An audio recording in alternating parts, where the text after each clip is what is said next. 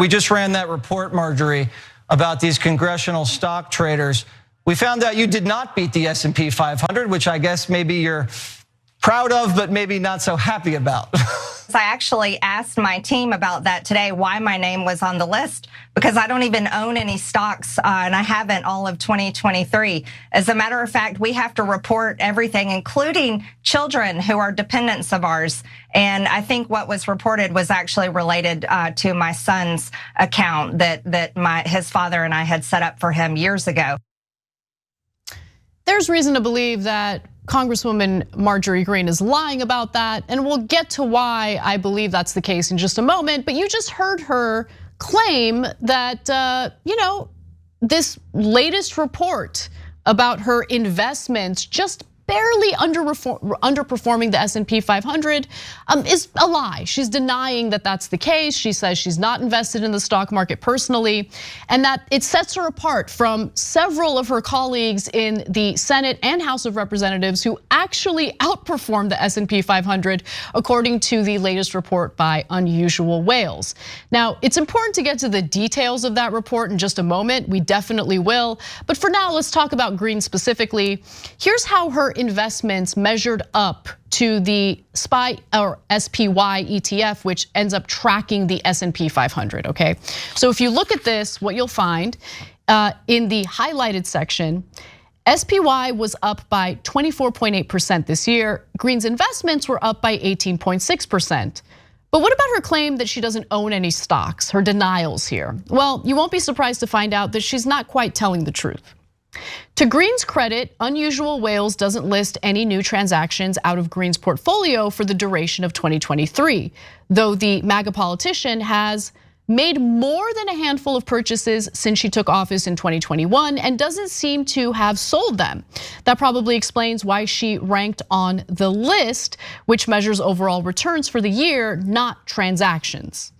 So the argument is that, she bought stocks and held on to them, and her stocks tend to be doing really well.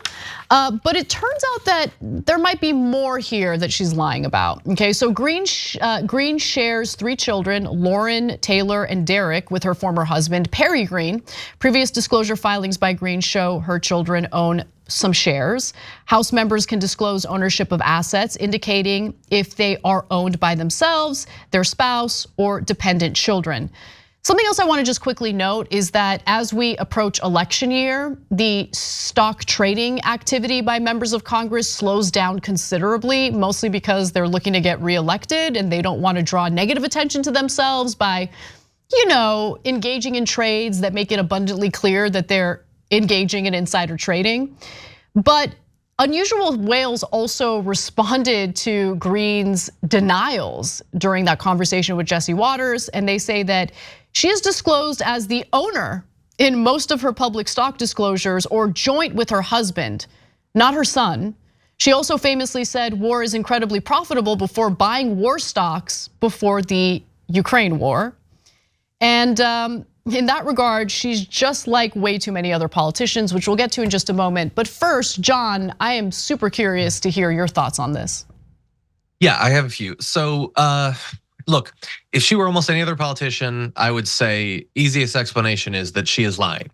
But I think that we need to be fair to the Congresswoman. In this particular case, it's also possible that she is just utterly confused about stock ownership and doesn't remember that she bought them or whatever. Maybe she forgot the password to her Fidelity account, I don't know. So it is possible that this is not just lying. Beyond that, I would say she is, because she's actually below the ETF performance for this year, I would be more worried about how exactly it is that some people on this list were outperforming it twice over, 3 times over, 10 times over. I'd be more worried about that. I would also have used this as an opportunity. I understand why Jesse Watters wasn't going to do this, to say, since clearly you all think that this is what the economy is, why are you not more excited about the fact that it was going up by 25% in a single year? That is amazing performance. It's not the sort of economic performance that necessarily translates to gains for regular Americans, But this is the sort of stuff that they always turn to. They say bring Trump back into office because the stock market's going to go through the roof. Stock market is doing apparently very well according to the measures that Unusual Whales is using and they just totally skip over that. The fact that some people are pulling in these massive returns, I think it's weird to just ignore that. I totally agree with you. It is pretty insane how well the stock market is performing. I'm curious what's behind that. It could be the inflation, meaning higher prices. Remember, we've covered stories of executives from various corporations during their shareholder meetings bragging about how they've kind of piggybacked off of the inflation rhetoric in the media to just raise their prices, even though they didn't really need to, just a way to increase their corporate profits. So yeah, I mean, there could be many factors there, but you're right. I mean, it isn't really something that you see the Biden administration get credit for, which I'm not really too happy with the Biden administration at the moment, not because of the stock market. I think the stock market is fine, whatever. It's obviously performing really well. But you do make a really good point about how there are these comparisons made between the stock market under Trump and how great it was and how terrible it is allegedly under Biden. That's clearly not the case. So we gotta be fair, credit where credit is due. But let's pivot to the rest of the corrupt goons in Congress. Without further ado, here is some extremely disturbing data from the report by Unusual Whales. 2023 saw over $1 billion in financial transactions disclosed by Congress when taking the maximum disclosed amounts. Members of Congress are only required, by the way, to disclose a range of how much they're trading, not the exact amount. So the range is between 1,000 and 15,000. Overall, the portfolios belonging to Democrats have outperformed the portfolios belonging to Republicans. The S&P 500 had a great year, as we just talked about, 24.3%. It's up 24.23%. And SPY itself is up 24.81%. However, Democrats came out on top significantly, returning, John, get a load of this, 31.18% due to their heavy tech portfolios. Republicans returned around 18%, which is still pretty freaking great. So any thoughts on that? I'd be mad if I had gotten the 18 and the other side of the aisle had gotten 30, I'd be pretty mad. That could be a pretty significant amount of money. Either way, that is massively outperforming what the stock market is generally supposed to average out to on a yearly basis. It is great performance and should be real cause for alarm. Look, if people, like if everyone out there had the resources to own stock and they were all benefiting at the same time, then maybe we'd be having a different conversation. But when generally only those who are already doing incredibly well under the economic status quo are gonna benefit from that sort of performance, and then on top of it, you add the insider information that they have, I think it is great that we are covering this and that Unusual Whales did that report, because like we've been discussing this for years now, and literally nothing has been done. And I think it's crazy that under both Democrats, remember the Republicans, when they were running to take over the House, were saying, oh, look at Nancy Pelosi, she won't change the rules, she's corrupt. And what have they done? Look, members of Congress who claim they want to do something about it, I do think that there are a select few who actually do want to rein this in. I think Representative Alexandria Ocasio-Cortez is serious about this. But others only pay lip service, and when push comes to shove, Nancy Pelosi is a good example, really have no interest in passing laws that would prevent the insider trading from happening. And that's really the issue here, right? It's the added corruption. We already have a problem with unfettered campaign donations flowing into the campaign coffers of our politicians. That clearly impacts their decision making, it clearly corrupts them.